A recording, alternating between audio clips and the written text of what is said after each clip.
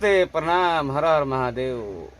आज बहुत खुशी के बात बा कि अम्बे रिकॉर्डिंग स्टूडियो में परदेसी पिया यादव जी के बहुत ही अच्छा सैड सॉन्ग रिकॉर्डिंग भलक है और लिया परदेसी जी से बात कर जाए। नमस्कार, प्रणाम, आप सबके दिल से प्रणाम बा। और आज बहुत बड़ा एक सैड सॉन्ग रिकॉर्ड भइल बा अम्बे स्टूडियो में। बानी साथ में music director, composer, singer, writer Sujit Surya ji. बोले सुजीत जी। बोले भैया कोइचा कृष्ण जी बानी। कोइचा कृष्ण ब्लॉग शो आवत आयो गाना दिल के बीमारी रहे।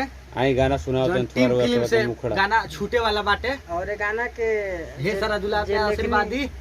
जे लेखनी कइले बानी हमार बड़ भैया कृष्णा कोइचा जी बानी। हाँ, और वह सब अपन आशीर्वाद दे। हम टीम फिल्म भोजपुरी पर गाना आवे वाला बा और अभी रुआ सब के मुखड़ा सुनाओ तनी गाना के सुनाई तो सुनाई मुखड़ा। जय हो, जय हो, सब्सक्राइब करिए, ढेर सारा दुला पे आशीर्वाद दी। एक से गाना आवता।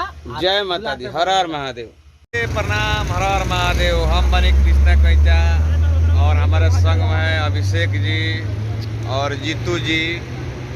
और बहुत खुशी के बात बा कि हमने आज कनाट पहले सिटी में आयल बनी घूमे और देखिए आइसक्रीम खाता नहीं था।